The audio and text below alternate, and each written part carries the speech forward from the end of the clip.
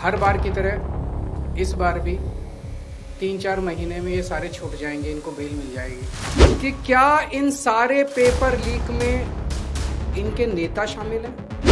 अगर नेपाल का और बांग्लादेश का जेंजी सड़कों पे उतर के अपने देश की सरकारों को बदल सकता है, तो हमारे देश का जेंजी पेपर लीक करने वाले मंत्रियों को जेल नहीं भेज सकता। जरूरत पड़ी तो झोला उठा के चल दूंगा। मैं और आप तो झोला उठा के नहीं जाएंगे ना। सीधे आरोप लगाइए, जो इस खेल के अंदर शामिल है उनको जेल में भेजिए, सड़कों पे उतरिए, आंदोलन कीजिए।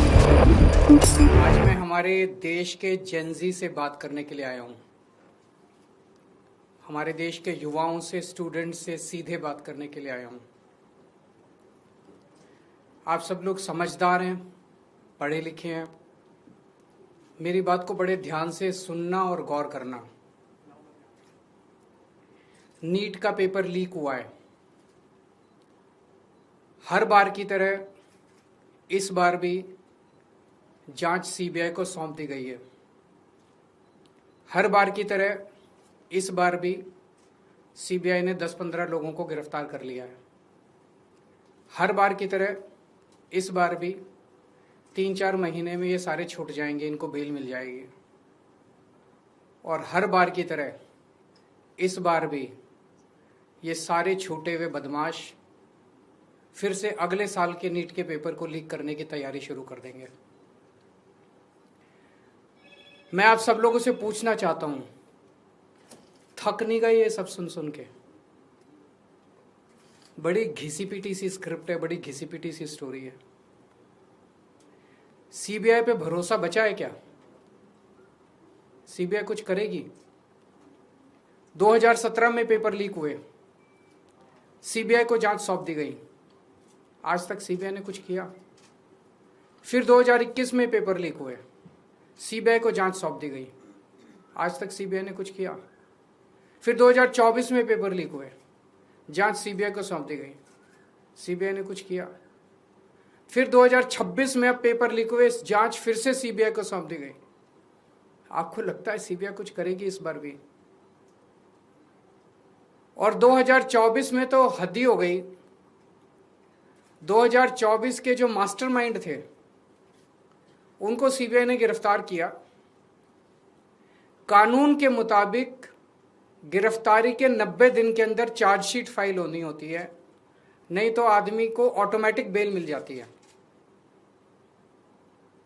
सीबीआई ने सो कॉल्ड मास्टरमाइंड को गिरफ्तार किया और 90 दिन में सीबीआई ने चार्जशीट फाइल नहीं की और उसको ऑटोमेटिक बेल मिल गई।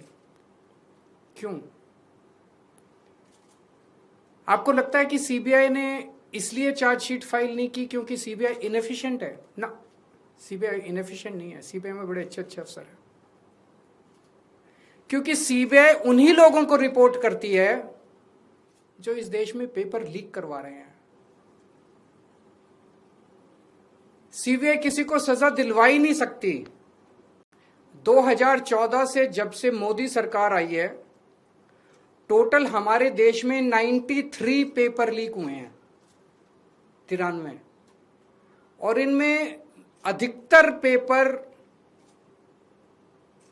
डबल इंजन, ट्रिपल इंजन की बीजेपी की, एनडीए की सरकारों में लीक हुए हैं। लगभग 6 करोड़ युवाओं का भविष्य इन 93 पेपरों में बंद था। 6 करोड़ लोगों का भविष्य बर्बाद हो गया इन 93 पेपर जो लीक हुए। इनमें मोस्टली पेपर लीक हुए राजस्थान में, उत्तर प्रदेश में, उत्तराखंड में और गुजरात में। इन 4 राज्यों में सबसे ज्यादा पेपर लीक हुए। इन चारों राज्यों में बीजेपी की सरकारें हैं। तो ये इत्तेफाक नहीं है कि इन चारों राज्यों में बीजेपी की सरकार है, केंद्र में बीजेपी की सरकार है, नीट का पेपर लीक हो गया। और अभी पिछले 1-2 दिन से खबरें आई हैं, ये जो नीट का पेपर लीक हुआ है इसका एपिसेंटर भी राजस्थान है, और इनमें जो 2-4 लोगों के ऊपर सुई गई है वो भी बीजेपी के नेता दिखाई देते हैं। तो इससे शक तो पैदा होता है कि क्या इन सारे पेपर लीक में इनके नेता शामिल हैं, या इनकी पार्टियों का या सरकारों का संरक्षण है, या सीधे सीधे इनके नेता ही पेपर लीक करवा रहे हैं, उन्हीं का धंधा है ये। और अगर ऐसा है तो सीबीआई की जांच इसमें बेचारी क्या करेगी, सीबीआई इसमें बेचारी क्या करेगी? तो मेरा जेनजी से सीधा सीधा, देश के युवाओं से सीधा सीधा पूछना है कि ऐसे ही चलेगा या कुछ करना है? ऐसे ही हर साल आप देखो, 2017 में पेपर लीक हुए, उसके 4 साल बाद 2021 में हुए, उसके 3 साल बाद 2024 में हुए, उसके 2 साल बाद 2026 में हुए, अब उसके 1 साल बाद 2027 में होंगे, और हर साल पेपर लीक होंगे अगर आपने कुछ नहीं किया तो।